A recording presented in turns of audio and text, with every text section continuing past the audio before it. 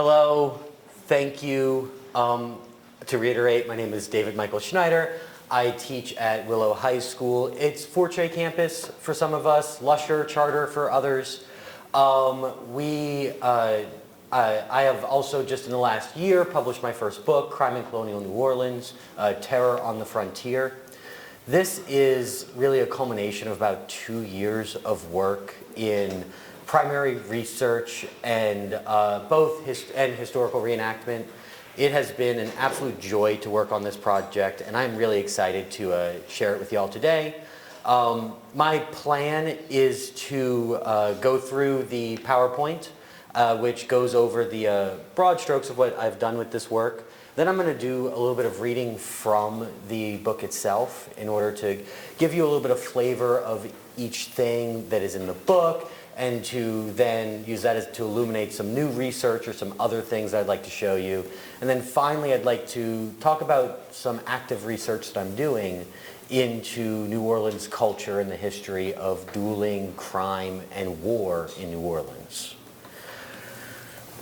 So, I'm a lifelong resident of New Orleans. I was born in 1995. My family owned property uptown during Katrina. My father's from the parish. My mother is from Bucktown. I am about as Isle of Orleans as you could get. And I am so deeply proud of my city in every way. I wanted to write a book that really talked about the history of New Orleans in a way that was not bowing to commercialization, that was not bowing to how other people and how we want them to perceive us, but to talk to New Orleanians, as a New Orleanian, about our shared history. And there's a lot for us to learn in that kind of an honest conversation about history. I fear that we tell too many stories about the big names, Bienville and LaSalle, and in more modern history, even guys like Huey Long. And we lose little stories that do a lot more to inform our actual lived experiences as people who live in the greater New Orleans area.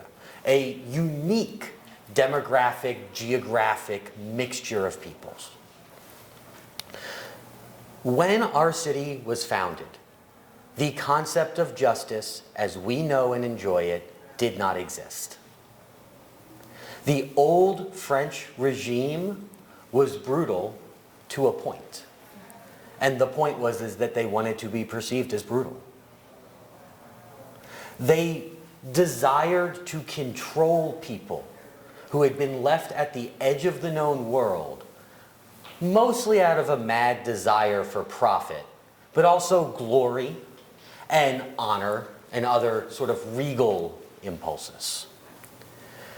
What I wanted to do was strictly use primary source documents to tell the story of the people who lived that experience. I didn't want to rely too much on the stories of people who had already told their story. I wanted to go to the source. What I ended up finding at the source, which I'll talk about in a minute, was really three broad ways that we could look at the kinds of crime that occurred in that extreme situation. There were petty crimes, and some of these crimes that I have decided are petty are very technically high crimes. There is a baker's wife that tries to steal a vessel and flee to South Carolina, and she gets a baker's dozen of soldiers in on the plot until one greenhorn gives it up, of course. But I've decided that that's a petty crime because what I'm really trying to highlight is how these crimes came from need. These were not crimes of lunatics.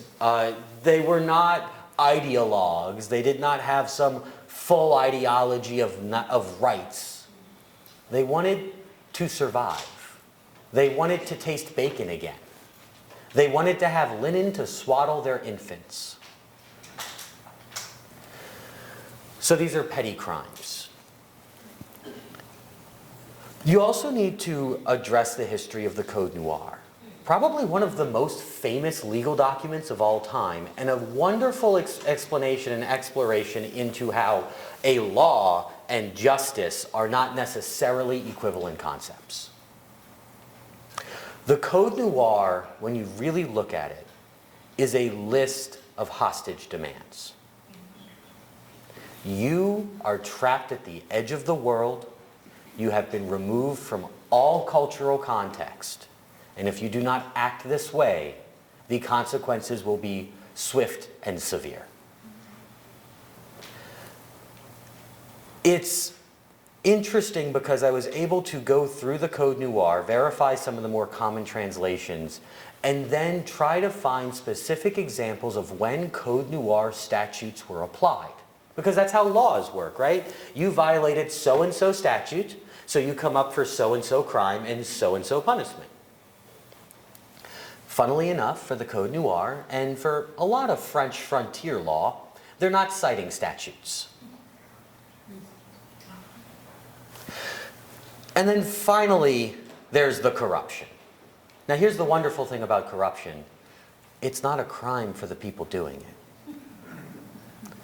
When you are the #1 person, when you are Bienville or Vaudreuil, at the top of the hierarchy in colonial Louisiana, you have competed for a position that affords you rights that are supposed to look feudal.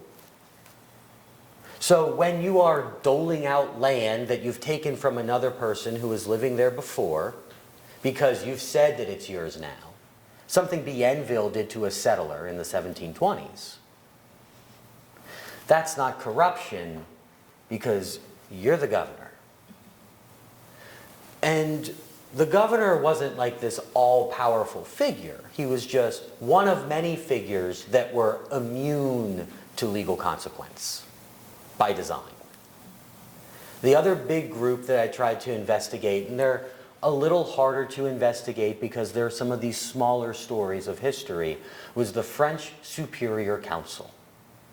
We can think of them as the Supreme Court of the Louisiana Territory. And they were one and all responsible for the investigation and enforcement of legal codes. So the source that I keep alluding to here is a wonderful public resource that I'm going to be showing you lots of wonderful pictures of today, called the Louisiana Colonial Document Archive. It's a function of the Louisiana Historical Society. It is housed in the Jazz Museum that's inside the Old Mint in the French Quarter. You know that red brick building where the Zydeco Fest is? Up on the second floor, they are secretly holding all of Louisiana's legal history. It's amazing. They're wonderful people. And what's really fantastic is that this source has been handed down to us since these colonial times, maintained by nameless local Louisiana historians and archivists, translated, transcribed, scanned, and preserved successfully. It is a monumental task that a number of hands have worked towards. And it is another wonderful reason to remember why public funding of this information infrastructure is so important. Because without that work, none of this could have been possible. However, I did want to go in there and reframe those stories with modern knowledge about what was going on back then. In the 19th century and the early 20th century, the extent of authoritarian control in the Louisiana territories wasn't necessarily as well understood as it was today. And so I wanted us to go back and see what we could learn and maybe even push the story forward into a newer interpretation. So I want to give you a timeline of what I was really looking at in this book. I was starting in 1717, and this is a very specific date because this is when King Louis XV ordered that these notarial records housed in the document archive are to be preserved indefinitely. And it is good to be the king, because you can just make that happen and people remember it forever. And that's what they did. And starting from that, we were able to get these looks into specifically the French Superior Council in Louisiana and look at every single one of these transactions, every single one of these crimes, and even just the little reports that they wrote. So in 1724, we can see actually fairly good evidence, especially outside of the archive, that Bienville was in Paris helping Louis XV's court draft the Code Noir. That it was made in order to reflect what was already being successful on the island of Haiti. By 1741, and in the 1720s, Bienville was like begging for slaves. He would write letters saying, please, won't you allow me to buy slaves off these nearby islands? We need them. And by 1741, there is such an explosive growth in slavery in New Orleans that there are now these maroon communities living on the outskirts that are being rated as seditious and dangerous. For those of you who maybe don't know the specific terminology, Maroons were slaves that escaped to the wilderness of these Caribbean slave societies in order to live a frontier life. They weren't the only people doing that. In 1745, you also see this wonderful moment called the Bad Bread Mutiny, which we need to all get together and make a statue for, because it's just a fun one. I think it could really go well somewhere. The Bad Bread Mutiny occurs when one soldier looks at this stuff that they called the pomme de guerre, the war bread. And it was thick black rye. And you just got a handful of it, and that was your dinner. Now, he's looking at it, and he realizes it is moldy. And it had likely been moldy for quite some time. So this one soldier stands up and says, no, I will not eat this. For that, he was called a mutineer, tried. They decided initially that they were going to hang him in public in front of all of his comrades to make a point. But at some point that day, they must have gotten some feedback, because they decided to, step down and de-escalate a little bit. They just had him publicly shot. Quicker.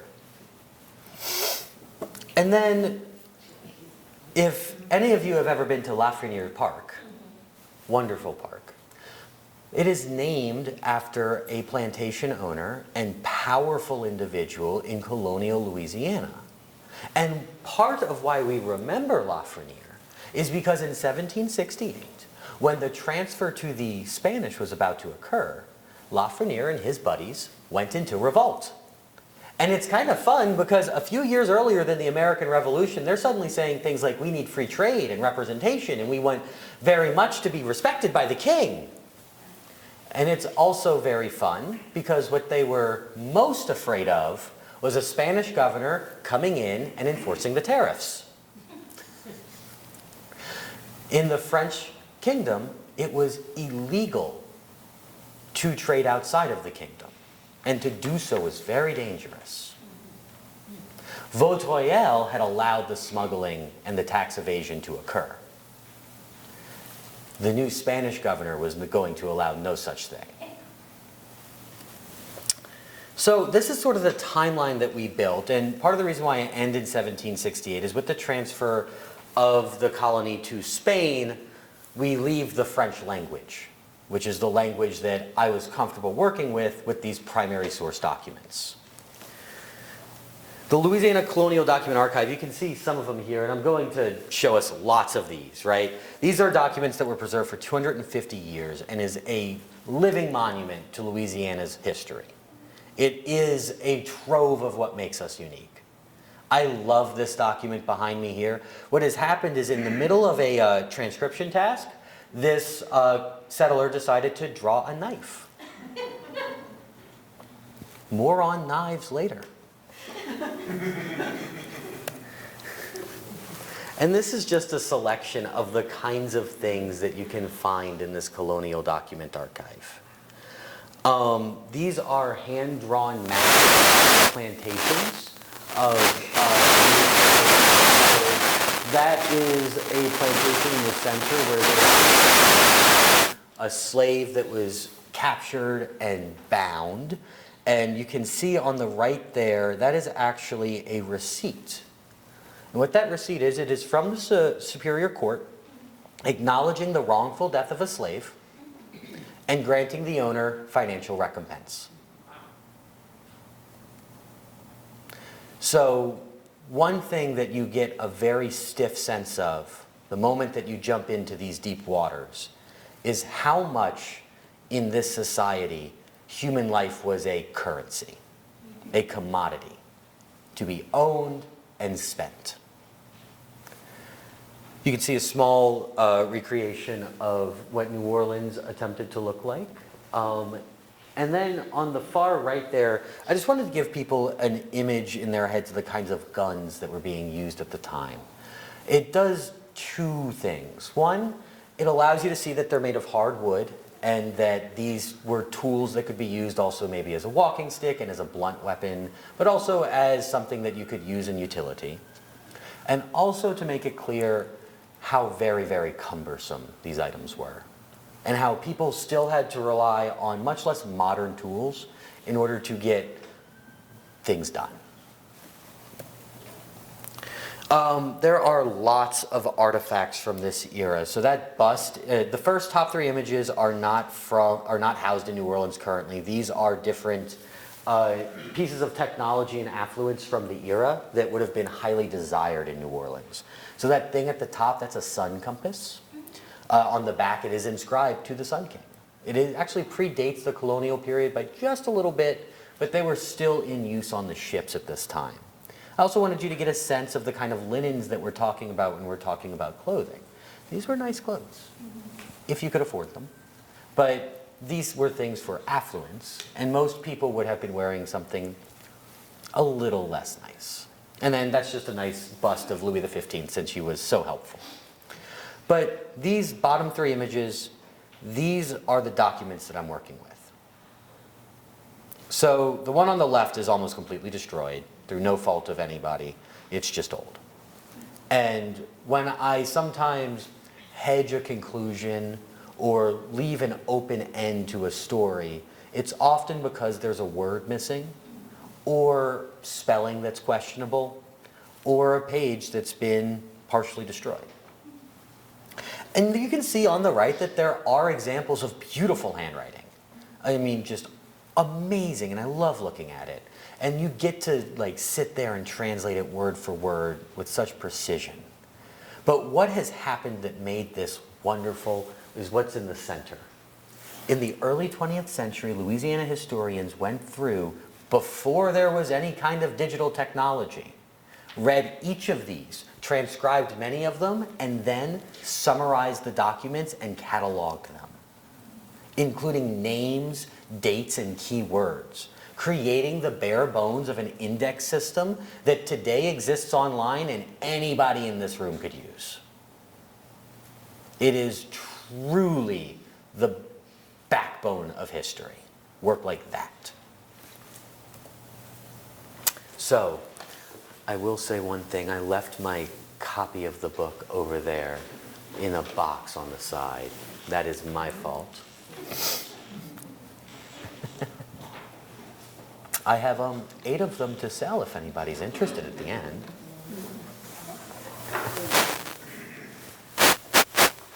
Thank you. Apologize.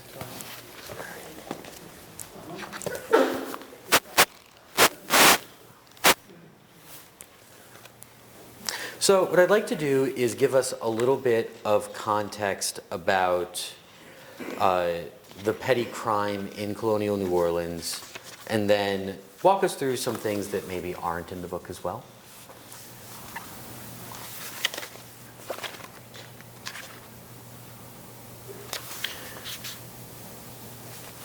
So the colonial records related to the New Orleans region of French Louisiana began documenting petty crimes around the year of 1723. By that point, the colony was settled enough that the enforcement of property rights and the administration of the king's justice could begin in earnest. In 1719, a royal decree established judges to oversee the colony, but that does not mean that social cohesion was achieved. Far from it. And even as petty crimes began to unfold, far more serious crimes were the first tasks the colonial administration had to contend with. The crimes of the 1720s revolved around two determining factors that would set the pattern for Louisiana's colonial crime in general. The first factor was geography. Based on the surviving documents from the French courts, colonial authorities seem to have been keen on bringing the justice of the courts to the port of Orleans, the fishing regions between Orleans and Biloxi, and the outlying swampy areas that French colonists settled are today known as Gentilly and Jefferson Parish. These areas were likely hotbeds for crimes like burglary, theft, and murder, and at the very least, the crimes that the colonial authorities could remand during the decade of the 1720s tend to revolve around those areas. Bringing the King's Law much farther north was unthinkable in the initial decades of settlement. Louisiana stretched all the way north through Illinois. Illinois country was supposed to be the land of silver, not a land of laws. Neither would manifest under French rule.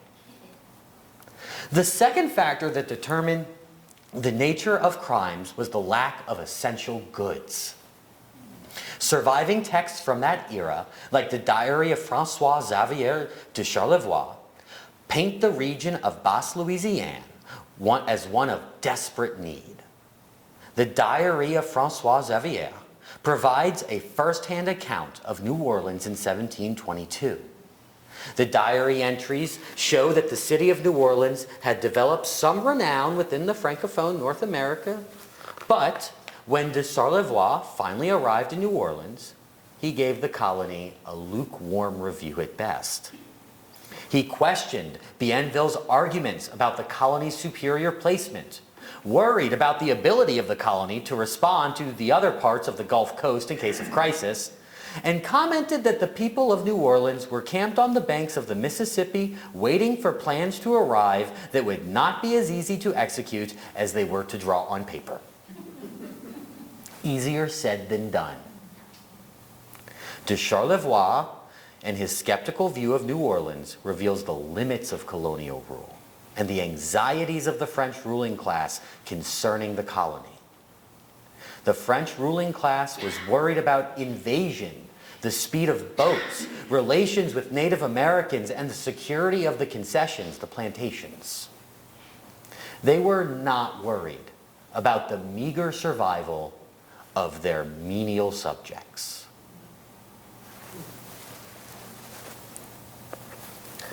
And so it was that in the muggy spring months of 1723, a 12-year-old named Marie Lesprand was sent by her mother to collect linen from the estate of Chevalier de Morand, a landowner in the area. Marie was born in Normandy, a cool weather area along the coast of the English Channel. Caux, in Normandy, where she is from, is known for its gray chalk cliffs and cool valleys with plentiful running water. Though on the edges of the kingdom, the manorial system meant that Normandy's lords were close to their subjects and formed a complete, integrated community. No doubt, Marie had some recollection of her life in Normandy, the abundance of cool breezes and closeness of lords and priests with disposable wealth, as she trudged across brick and then mud and grass to the de Morand holding. Her stepmother, Marie Yon, could not get the linens herself.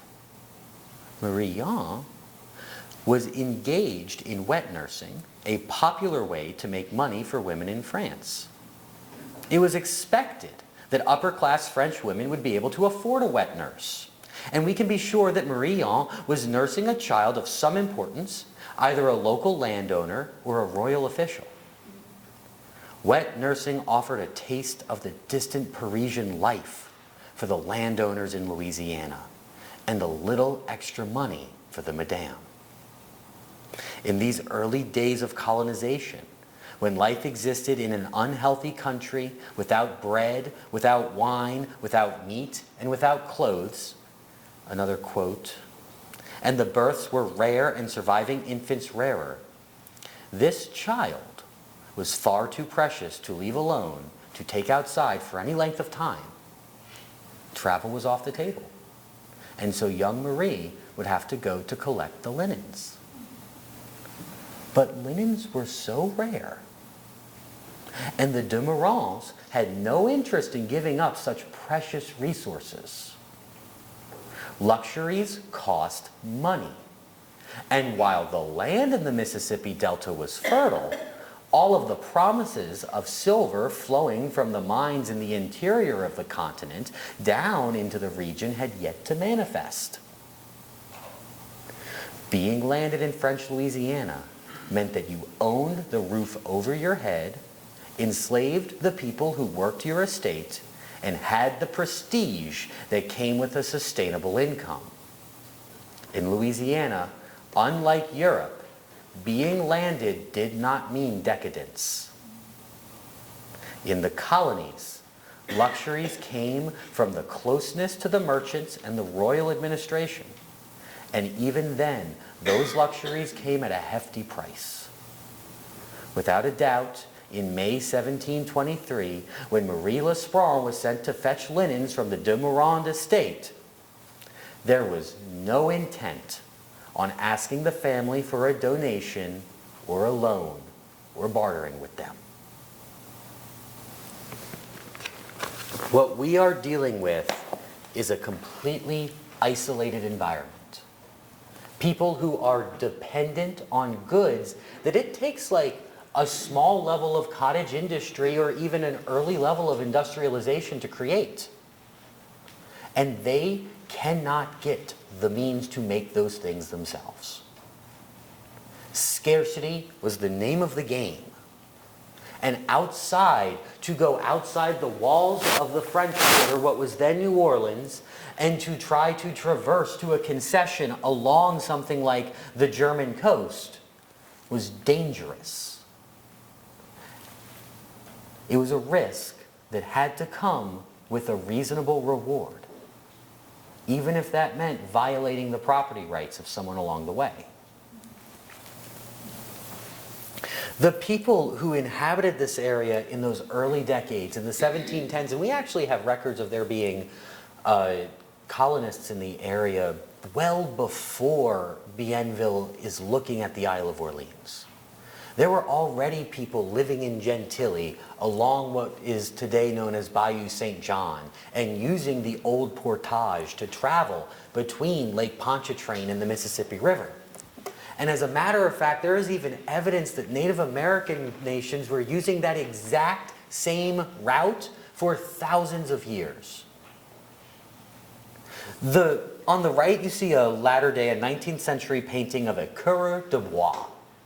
That is a frontiersman, a Frenchman that had gone into the great unknown to be left alone. He's going to make his money buying and trading, hunting and selling furs. But behind him you see a Native American woman on a horse. In this really primal frontier, the practice of métissage occurred, which was the buying and selling of Native American women as a form of currency for these coureurs de bois to be able to make transactions between tribes. On the left, we have an image of what we in New Orleans would probably call the casket girls. But back then, they were in more, in older interpretations of their history, interpretations that were closer to the event. They were sometimes called the pleasure women or the leisure women. The story often goes that they were either young women that were brought over and then, maintained by nuns in the area, Or sometimes the story goes that they were all, prostitutes and they were picked up on crimes and then thrown over. The answer is that both are possible and that neither knew what they were getting into. And very often, these women were taken from France, sometimes sold to these men whose job it was to secure settlers for the colonies, and sometimes they were even wrongly accused of being prostitutes and sex workers just to get them on the boat. So you can see in that image up there, a matron is giving a young woman away to the recruiter, while another matron cries in the background and is held back.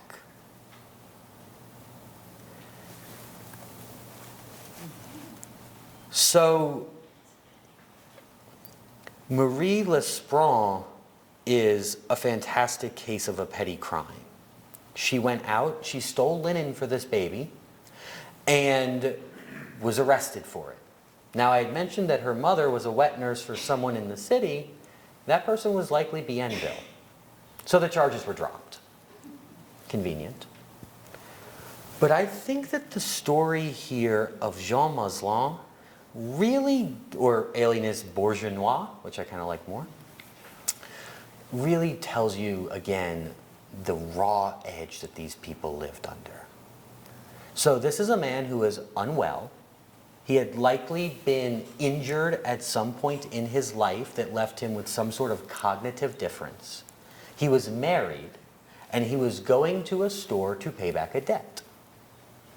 He seems to have handed more in than he needed to. Banknotes are an odd thing in the French kingdom, and they happen almost like IOUs. They almost exist on the back of a receipt. So he gives a banknote that is more than what he owes, and the sources describe him as sitting there and drinking. I imagine that he's maybe drinking the remainder of what was he had handed in. And they describe a little piece of bacon that was on the table, and he cut off a piece of the pork fat and ate it. Another man threatened him for doing so, and for being threatened, Bourgeois pulled his knife and attacked.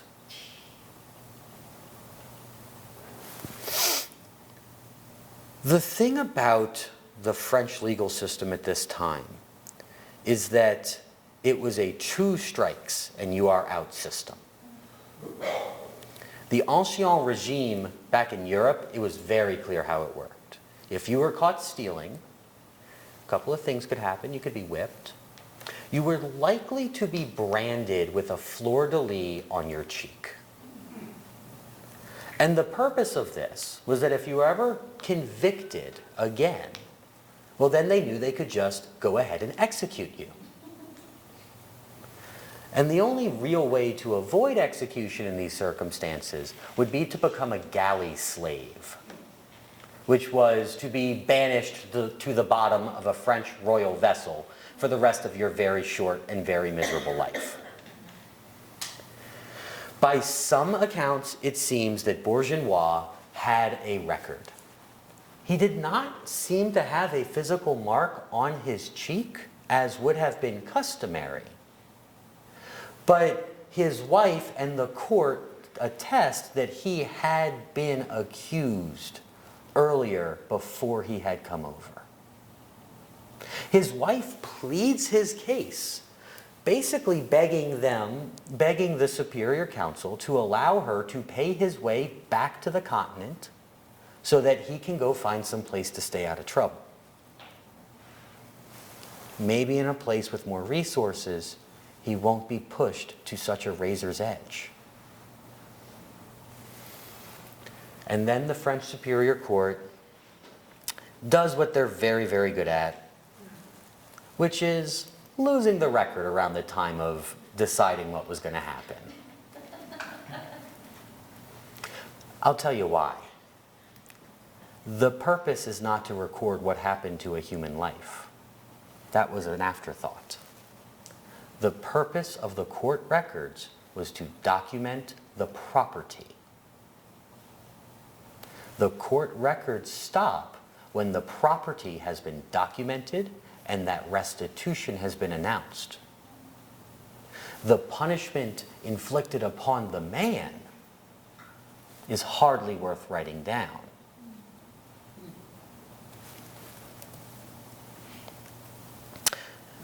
And then this is Marie Lespron's documents. Again, you can see that she stole in obedience to her stepmother, the wife of a brewer Yans, Madame Yans. And what I'd really like to point out here is the nature of how that petty crime and the corruption become the same thing at some point.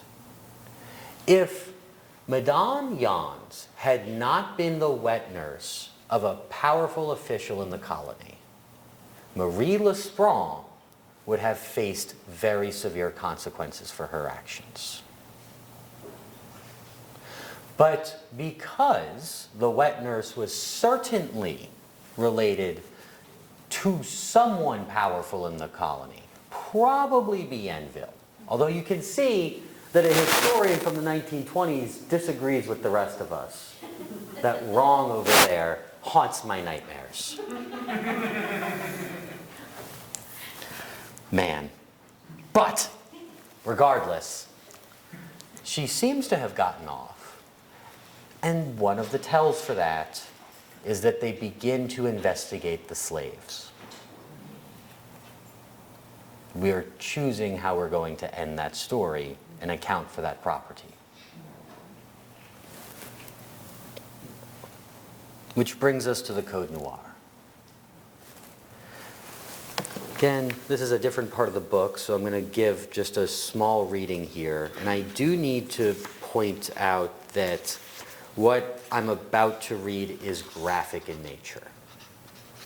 And if it bothers you, please, you can I will not take it as disrespectful if you quietly help yourself. So what I did is I went through and I took the articles of the Code Noir, as many as I could fit into the book. I took them, I transcribed them here, and then I went and I found a case where that had been applied and saw what it told us. Article 38, reprimands against masters. We also forbid our subjects in the said country, of whatever quality and condition they may be, to torture their slaves or have them tortured, under whatever pretext there may be, nor to mutilate or have mutilated any member of the body, under penalty of confiscation of the slaves, and extraordinary criminal proceedings. We permit them solely, when they believe their slaves merit it, to have them chained and flogged. In July of 1727, an enslaved African named Shukura was remanded by Pierre Golaz after having run away from his master's plantation. According to the Code Noir of 1724, the punishments recommended to Shukura's master were flogging or branding or, if a repeated offense, a long-term flight or part of a congregation of slaves, potentially death. Shukura belonged to the Natchez plantation, at that point owned by Sieur de Mauvoyel. But command of slaves had been given to Pierre Golaz as part of his employment contract. Golaz was an overseer, a whip master whose job was to organize and control the enslaved Africans on the plantation. When an enslaved person escaped, as Shukura did in early July of that year, it was Golaz's job to return the slave to the plantation. And because the French were paranoid about the danger of runaway societies in the frontier territory, known as Maroons, soldiers were sent to help Golaz return the slave to the Natchez plantation.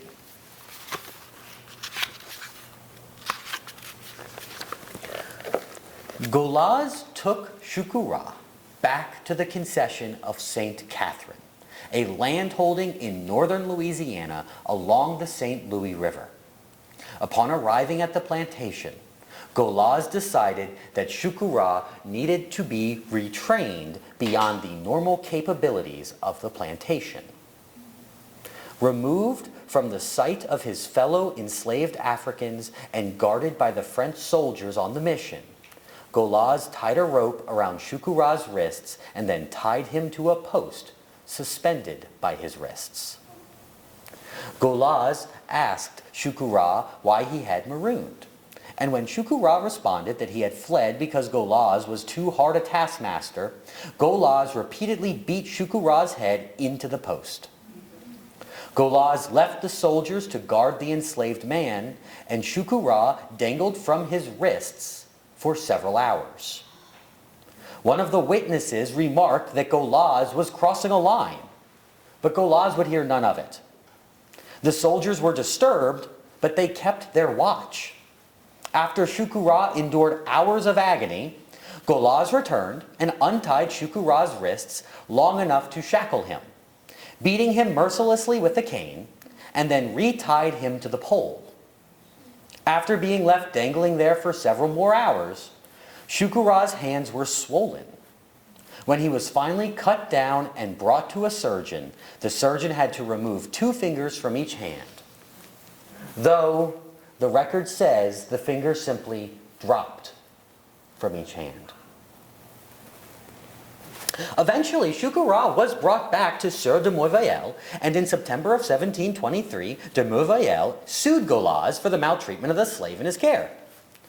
From the existence of articles concerning the maltreatment of slaves in the Code Noir, some students of history walk away with the idea that the French cared for the well-being of the enslaved population, even if only up to a point. However, to consider that any French legal statute was made with concern for the humanity of the enslaved is incorrect.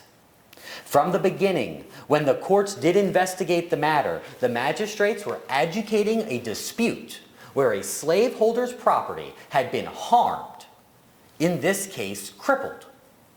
At no point did Sieur de Merveille want justice for his slave's tarnished honor or mangled sense of human dignity. The Sieur de Merveille wanted repayment for the loss of property and profitable labor because of Golaz's failure to return the runaway slave safely. Certainly, Golaz's blatant abuse of Shukura made the case easier to prosecute, but restitution was due to Sieur de Merveille, not Shukura. Shukura had no ability to sue on his own behalf for his own justice. Beyond legal rights, the Code Noir normalized the maltreatment of people who had been kidnapped, sold, or coerced into slavery. In this climate, only the most extreme and public desecration of a slave's legal rights had even the chance of leading to legal trouble for the slaveholder or overseer. And really, this trouble was usually caused by the men employed to coerce enslaved people on a day-to-day basis. In practice, the Code Noir designated the owners of slaves as victims in the case of an injured slave. From the social station of a plantation owner, they were insulated from all retribution for the maltreatment of slaves. In a legal sense, the plantation owners were not responsible for the actions of their managers. And if an enslaved man was abused by anyone but the plantation owner, then the plantation owner had been wronged, not the slave. So long as the owners of places like the Concession of St. Catherine and slave masters like Sieur de Merveille provided food and clothing set out by the code to their slaves, they were essentially free from reproach. It is hard to paint a clearer picture than that. And going through the French language sources and seeing it in their native language is quite the experience. What I have up here are documents from a different case. And it shows us how the Code Noir and the Supreme, or the Council over the Louisiana Territory were reactive to slaves and what they did and created new policies out of the moment. So Bontemps and Guillory were Native American slaves that escaped. They escaped They met some people on the road and they bought some whiskey. When they were caught with the whiskey. This was a problem. For one, they were accused of stealing. For two, they were accused of running away. For three, they were accused of having congregated with other people while running away. A severe crime. Again, very paranoid about slave uprisings. And from this, the Superior Council makes a number of rulings. One, Bontemps and Guillory are to be killed. It says here on the right, Bontemps is to be hanged and strangled after first being appraised by two reputable inhabitants because his owner was going to be due a receipt of value for the loss. And then Guillory, for twice deserting, is going to be publicly flogged first, and then shall attend Bontemps to the gallows. Another very famous rule that comes out of this is the ban on slaves buying alcohol. It actually occurred in the order that this happened first. And then the Superior Council rules that slaves cannot be sold alcohol. And they go around and they hand some people out some post facto fines. Laws, not justice. And then there are the men who ran the show. Now, I do want to get to question time and stuff, and I have some show and tell to do so, and I'd like to get to some other stuff. I'm not going to read about these guys from the book. But I have three figures up here that I think kind of typify the character that was related to governing Louisiana. First, you had the distant king. So that's on the left there. That's Louis XV again. Again, we love him because he helped us preserve these documents. But it's not like he really understood what was going on from sunny Versailles, you know. So out of touch is a good way to think of the reign of Louis XV. And he did not have any intent on responding to the needs of French subjects in the Louisiana colony. He did want to make money, though. That was important. The French state was bankrupt because Louis XIV had spent all the money essentially getting into a war with everybody in Western Europe. He wanted to conquer Spain. Can you blame a guy? So he hired Scottish financier John Law, who there are quite a few very good books about. And John Law ran a little Ponzi scheme for a minute, where he was selling the idea of a profitable Louisiana, a profitable silver mine, and he sold it all the way up until the bubble burst, and then he had to go. Passing the buck to John Law was a way to improve the control over Louisiana. By making it some guy the king had appointed, that guy was truly responsible to the king in Versailles. That is the part of the system that remains. So instead of having a hereditary gentry like they had back in France, and those guys were trouble. They thought that they had like rights and stuff. What you were going to do is you were going to get soldiers to compete, officers to contest with each other over rulership, temporary, of these areas. One of the best to ever play that game is the fella on the right there. That is Governor Vaudreuil. Now, I think that he should be a little better known than he is. We don't even have a park named after him. But he held onto the Louisiana colony all the way up until the end. His father had been a provincial governor in Canada, and he had spent most of his young adult life with his father on the frontier learning how to run a colony.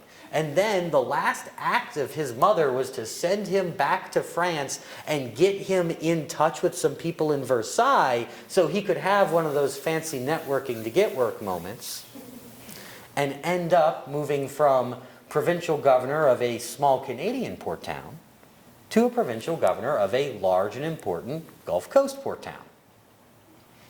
He is the one that allowed all the smuggling to happen that kept the rich people very happy. And so in their accounts, they love him because they're allowed to buy whatever they want from whoever they want. But as soon as he loses the war, in the 7 Years' War, he's a military commander. He is part of that whole failure.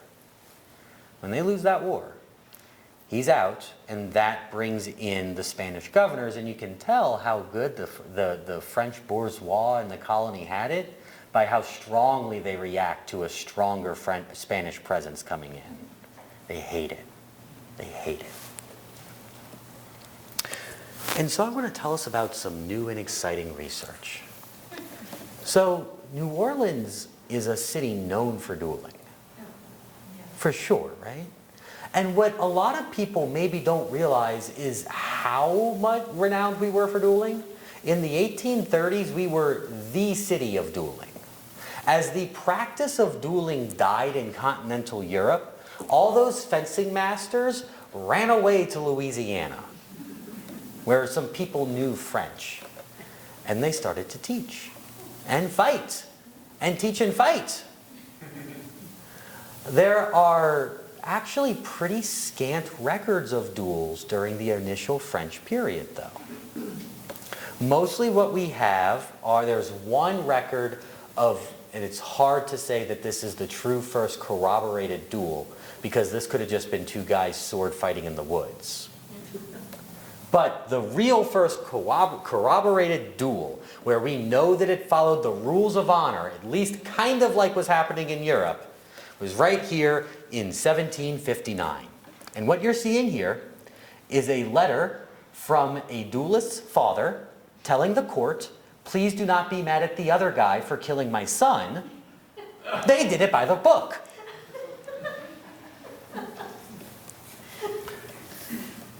Man. I think that is fascinating. It is so powerful to think that honor could override a father's love for his son in grief. That the court was already investigating this as a crime because dueling is illegal. That's the idea of it, is that it's outside what can normally be arbitrated by the law. And you are writing a letter saying, no, the other man killed my son with honor. And that makes it okay. So, the dueling in Louisiana has a few typical qualities that really help sell the idea of it being a unique history of dueling. What I have here are a few weapons that are historical replicas of the time period. And what is special about these weapons is that they are useful for fencing today.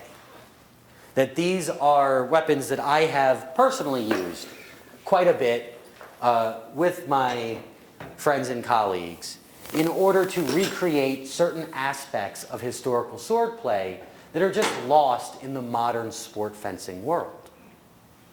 And these aspects of historical swordplay are certainly part of our heritage as New Orleanians, since this is where many of these traditions went to die.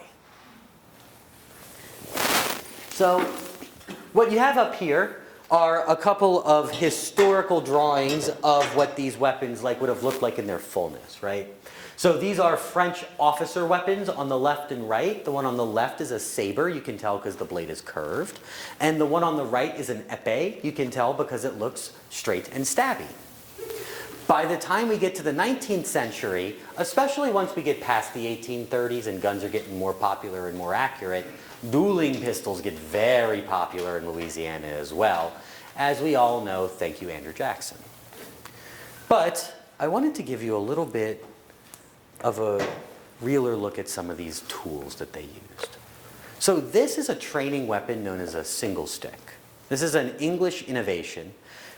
Metal is expensive, and you don't really want to make a dull sword in order to train with, when you could make a sharp sword to kill an Englishman with. So what you do is you get a stick, and you put a little leather basket on it, mimicking a saber. And you're able to train with this, usually at pretty high speeds. without necessarily, stabbing your opponent to death. This is a lot closer to what we might call the kind of saber that was being used in that first sword fight that I mentioned in the woods, two guys just going at it. Sabers like this were a common naval weapon and a cavalry weapon. You can see that this one's shorter. That's because it's meant for a naval engagement where there's less space to maneuver. It's fairly weighty, the blade is stiff, and it's got this coverage over the guard, right? Now, the kind of fencing that they did with this is more like heavy machete fighting. They were just hacking at each other. If you were an officer with fencing training, you could probably make a pretty good show of it.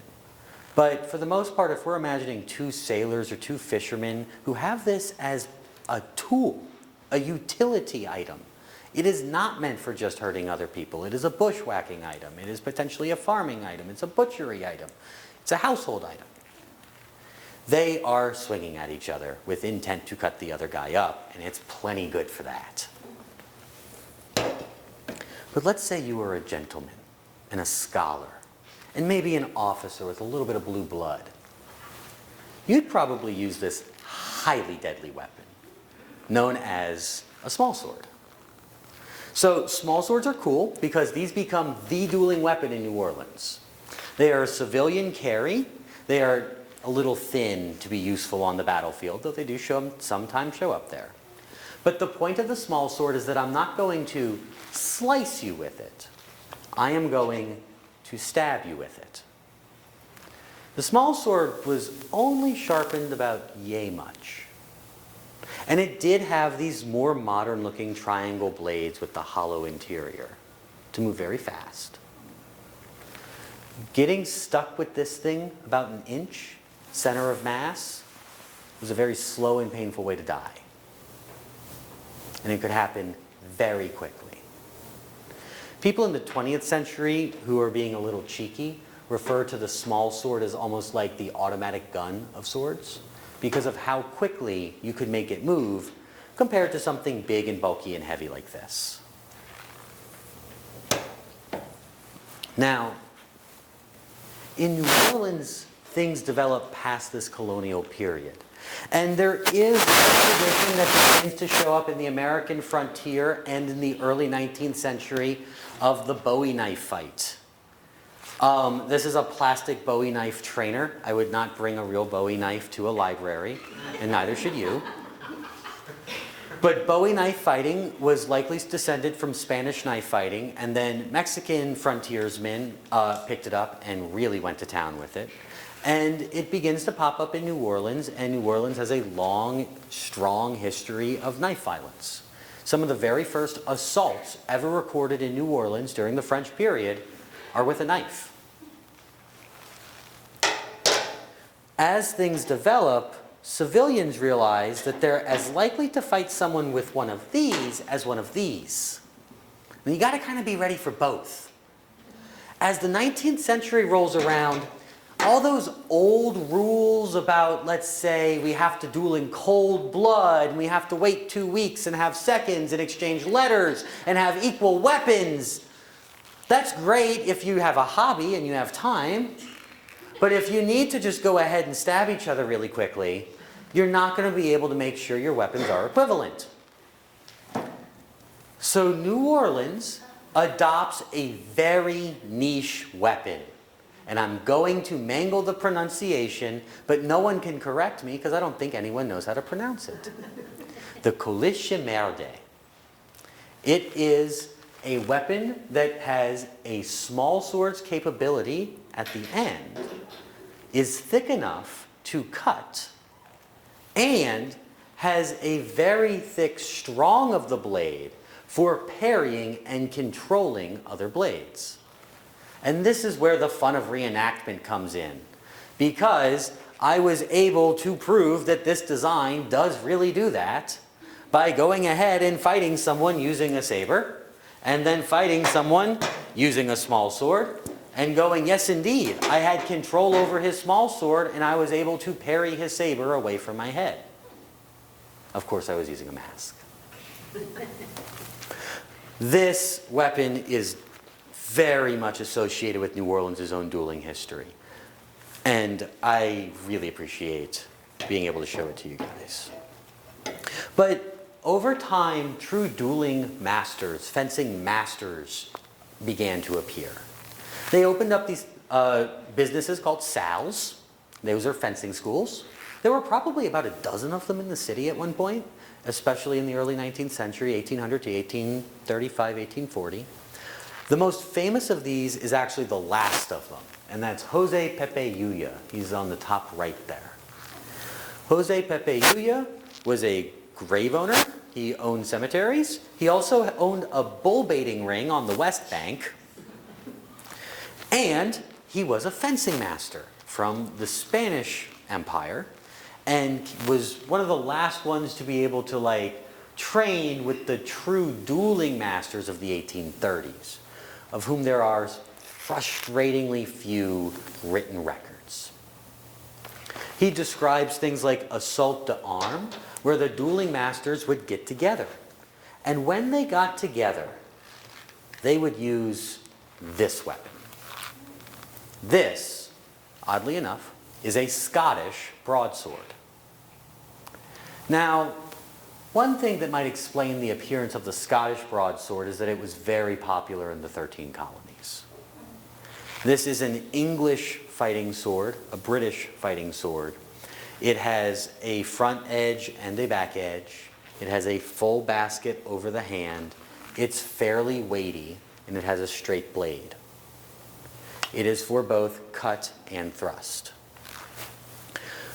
With this weapon, you can imitate both the saber and the small sword.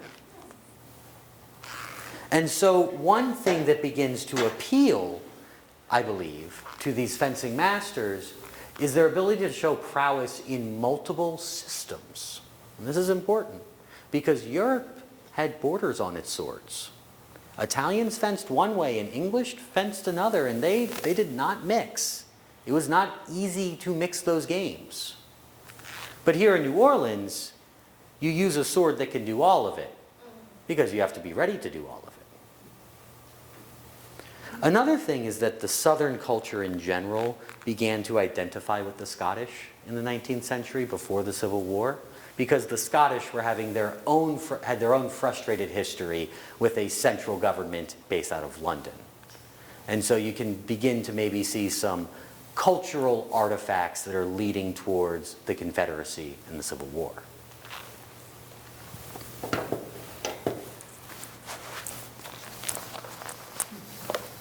So the unique New Orleans duel is composed of setting, the tension between am I going to stab you right now or am I going to wait, the hot blood versus cold blood, and sort of nested within that, the dichotomy between a duello, a duel of honor that is following the rules of the old world, or at least the new rules of the new world, and what the French called a rencontre, a fight, a combat, when you could just bump into someone in a ballroom and you had to go to the alley and resolve it. And through historical reenactment, we can get a better idea for how some of this stuff works. So for instance, you can take real accounts of duels, and which I found in this little red book that I love so much, Scottish Fencing, 5 18th century texts on the use of small sword, broadsword, spadoon, cavalry sword, and the Highland battlefield tactics. Riveting read, recommend. There's a little American duel that happens in the 13 colonies that they give a wonderful play-by-play of. And sometimes we're often left thinking with historical records, yeah, that's a good story. But with this, I mean, it's tangible. I can get a broadsword, and my friend can get a broadsword, and we can follow that play-by-play and see if it really works like that. And it does. And then what you can then do is with people who are trained in these historical martial arts, that are serious about the idea of reenactment in order to understand the psychology of previous generations who fought and died over systems of honor that they certainly thought were important. Important enough for your dad to write a note saying, "Don't prosecute the guy who killed my son." You can begin to try to create historical experiments where you try to recreate some of the psychology in a safe manner. Express the skills that they may have had in a safe manner. And so this is what I do with a local historical fencing club called the Crescent City Historical Fencing Club. We're pretty cool. So I'm beginning to reach, absolutely reached the end of what I have to say a few minutes early. But in conclusion, before I lose you forever, one, New Orleans has such a unique history. It's so much more unique than what we see on the news or in the monuments that are currently existing, in the culture of like, purple, green, and gold. It is depthful. Sometimes it's dark, but it's rich. It is a complicated flavor. Doesn't have a lot of sweet, but it is something else. And we need to have, as New Orleanians, an honest appreciation for that. Open eyes about it. It's worth it. The other thing is that a history that is best maintained is best in use. By doing parts of history, by trying to take history into our own hands, we learn a lot. We keep it alive, and we transform history, something that exists in a book, into culture, something that is an expression of us. That is a valuable, valuable gift that we have. And in New Orleans, it doesn't have to be fencing, although I recommend that you give it a try. That's what's wonderful about us, is that you could choose almost anything. And that's it. That's my one last thing. I will be selling, I have 8 copies of my book in this box. If you would like one, I am selling them for $20 and I will sign it for you happily. Also feel free to take a picture or tell a friend. We are at broadswordneworleans.com. If you send us an email in the contact link, we will teach you how to fence with those things. And we do it safely and we have a lot of fun doing it. We don't take any major injuries, guys. We have jobs. I have to teach. So thank you. Thank you.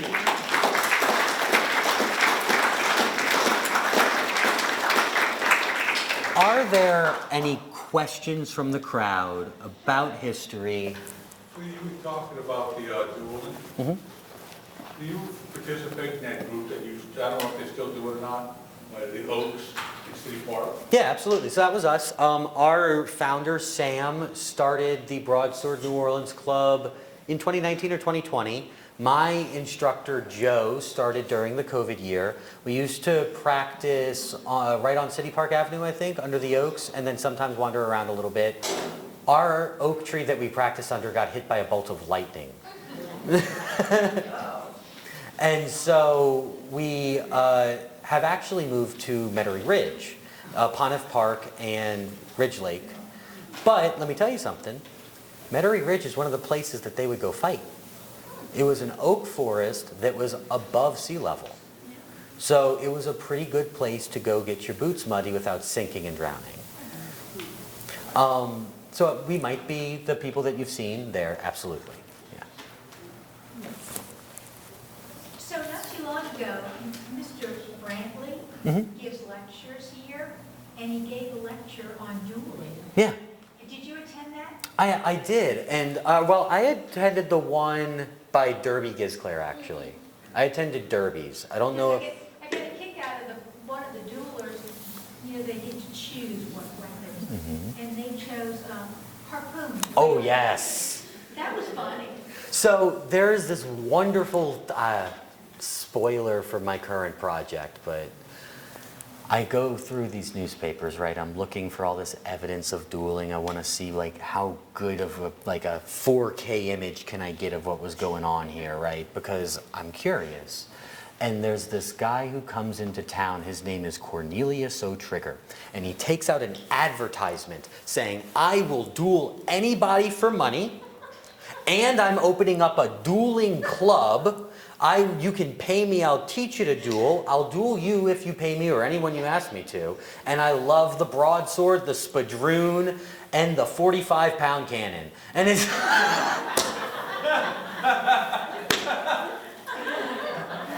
And then, so you look at this guy and you're like, okay, you got to be a historian about it, right? You're like, Cornelius O'Trigger, huh? Got any genealogical records for that last name, buddy? Not strong genealogical records for that last name, but you know what there is? A character in an 18th century play by William Sheridan, The Duel, named Lucius O'Trigger. And William Sheridan had famously been involved in a duel over a woman. So... these were characters, is my point. They're almost like WWE folk. They're fascinating in a sense, and they are certainly showmen in a way. There was the rencontre that occurs that like, no, that's a murder fight, right? And this is what there's a sword cane story where two guys run into each other. They had some minor dispute before, and they're like, no, this is the moment. And they pull their sword canes, and one of them gets stabbed in the heart and dies on the spot. The sword canes had blades like these, like this small sword. So a stab here would be fatal, right? But then these dueling masters like Jose Pepe Yuya, they're all showmen. They're ready to show you what they do and like sell you a ticket, which is what they used to do in the continent too. So, I don't know, they're just fascinating. And then sometimes when it comes to things like harpoons and odd dueling weapons, sometimes it's gumption, and sometimes it's just what they have. So if you're having a proper duel, the weapons have to match. That's how you express your skill and honor, by overcoming even odds. That means that you have to choose the weapons that you have that match, though. So in some cases, like the shotgun duel, for instance, there's one or two very famous instances of people in New Orleans deciding to have a duel with shotguns. Two losers. Two losers. You have to imagine that either their blood was so hot and seconds were so far from the scene that nobody was really cooling them down. Duels were supposed to happen in cold blood. Or it's what they had. We both have this weapon. We are going to resolve this. And so, shotguns it is. Not me. I'm gonna avoid shotgun duels, personally. Other questions? Ready? When it comes to the fencing masters Mm-hmm. and their teaching methods, Mm-hmm. when they have their training weapons, what was the weight ratio between the training weapon and the actual weapon? And was it anywhere close to medieval weaponry? Ooh, wonderful question. Love that question. So, as close to 1-to-1 as they could get, except in the case of the single stick. The single stick is super light. There's nothing you can do about it. It's a piece of wood. But as we get fencing salves, which exist as stable business locations, and they can invest in having a training weapon. That duel that I actually flashed up there, the Hughes Millet dueling set, that is a duel that was performed with something that is not unlike what we have it right here. These, what's called a quilled edge broadsword. So it's called a quilled edge because the edge is rounded like the edge of a quill, right? Like think of a feather that's not on the pointy end. And this weapon is just about the weight that you would expect to find in a broadsword. Not all broadswords had really thick blades. There's lots of reasons to not want a really thick blade. It's very hard to move, for instance. This you can do a lot more pretty fencing tricks with and still get those very quick thrusts in. Now, medieval weaponry is kind of a different story. We're rolling back the clock a little bit with that one.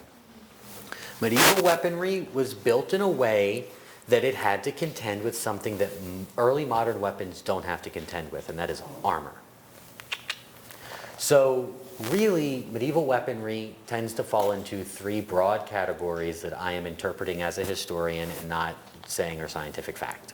Because sword taxonomy is a whole thing, and I don't want a sword taxonomist to run in here and tackle me. There are weapons that were used for duels of honor, weapons that were used for pummeling the guy wearing armor, and weapons that were used for getting in between the armor. Right? So knights, for instance, had pretty heavy swords, so that if stabbing did not work, bashing could ensue. And really what those knights are trying to do, knights, people with armor, people in Italy that went outside and you got to fight your way to the market and back. It's pretty rough out there in the Middle Ages. They also are carrying very sharp daggers. And they are aiming to throw or push you onto the ground, pull you into some sort of control, and then stab up under your armor so that they can hit something vital. Those weapons tend, for that reason, to be a little heavier. At least in my experience. Looking for any sword taxonomists that are going to run out of here. And I think we're okay. I think we're safe, folks. What is the approximate weight of the different swords? Approximate weight. So everyone thinks that these things are going to be like 10 and 12 pounds, right? And they're not. This right here, this is, if I took this is the heaviest part of this sword, is this egg right here. This is grams, right? Historical sword tournaments, meetups, fights, they will, this is a very heavy version of the saber. Some of them are 750 grams, just a few pounds. Again, this one's a little heavier. You don't need a lot of force to cut someone with a blade. It's the physics that are going to do it for you.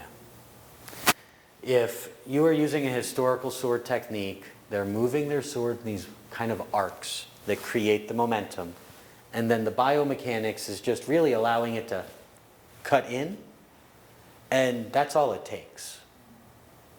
And when we're talking about duels of honor, first blood is not necessarily like a concept for them as such. Very few records of a let's duel to first blood. But often you found your satisfaction in the duel, which is a very historical concept, the satisfaction idea, around the time someone started to bleed. Cuts were also preferred sometimes in duels that weren't meant to kill people, and then thus you see sabers, because to be cut was a lot less fatal than to be stabbed, which in most of these instances would have been certainly fatal. The heaviest one here is the saber. The broadsword is actually lighter. Would duels with sabers, would the person who would be considered the loser of the duel, would the scars be seen in the public view as failure? Ooh, great question. Because would they Yeah. face the social stigma of, well, You lost clearly this have thing. lost this duel, you are unhonorable, you are, So that is going to vary based on the culture. And in New Orleans, the winner is being lauded, but the loser is not necessarily being derided. It could have been that within the fencing and dueling community, these scars could have been seen as signs of honor and courage. And one of the reasons why dueling lasts for so long amongst the young men of the upper classes is because they're going out there to prove their courage, win or lose. So to them, it's probably pretty cool to have a dueling scar, if you're of that kind. But when it comes to the reason you were dueling, let's say that there were very high social stakes and you were being accused of something like adultery or theft, something that would affect your ability to get things in this very desperate climate. Because that's what honor was. It was like a credit score, really. So That scar, that's a permanent mark. And that one is not one that I would want to have. So it could depend. We tend to think of these, sometimes people think of it in terms of almost like sporting, like what's my record? Is it 1-0? Is it 0-1? Right? Dueling predates that sort of modern win-loss counting. And it was about finding something that was about courage, satisfaction, prowess, skill, that they call honor. It's a good question. Depends on who you ask. I've seen some sources say pistols are great because they let you prove your honor in very quick fashion, and then you get to go home because you've pointed away from each other. There are some sources that are clearly biased towards you should be doing this kind of thing with a sword because swords are more honorable. There are also some sources, especially in the later 19th century, that are trending more towards like guns are really good and useful. Duels are getting kind of safe with swords because people, especially in Europe, had become very proficient with them and less willing to shed each other's blood, and it creates a much safer fencing situation. And in that case, you have people dueling with swords because they think swords are cool. I think that it really depended on the negotiation that you were having with your dueling opponent. And that's what's hard to, again, that's what's hard to imagine is that we so desperately want to put this into like categories that make sense and like this would have been the greater honor than that, or this would have proven my prowess more than that, when they weren't really trying to negotiate an athletic field and their position within it. They were navigating a social situation at the highest possible stakes. Politics with a blade, in a way. And so, if you used a pistol in that case, I mean, I'd call you courageous. I wouldn't want to go do that. I'd be more afraid doing that than the sword. I'm sure other people felt differently. And there are some accounts of like modifying the bullets. Because you know you have to load your own cartridges and stuff, right? So you could just put wax on the end. There are somewhat satirical accounts of like even sillier items being put at the end of a cartridge, like bread dough and stuff. But those are hard to corroborate in any way. And no one's let me touch an antique dueling pistol and then stick bread dough in it yet. I'll let you know when they do though. So I don't know, it could vary. It's hard to say. Okay, oh, last question.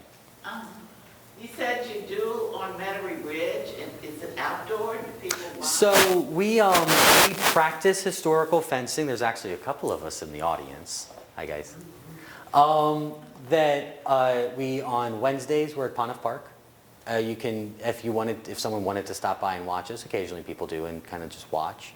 And we practice in I forget the name of the Lutheran church, but it's a Lutheran church on Ridge Lake Drive. It's across from the Pacinos. Practice fencing in a church. You do see the irony here. Well, I mean, when the swords are in their proper place, we call it a true cross. So that's like Easter. You are in the correct city. I think I'm out of time. But thank you all so very much. I really appreciate it. I really do.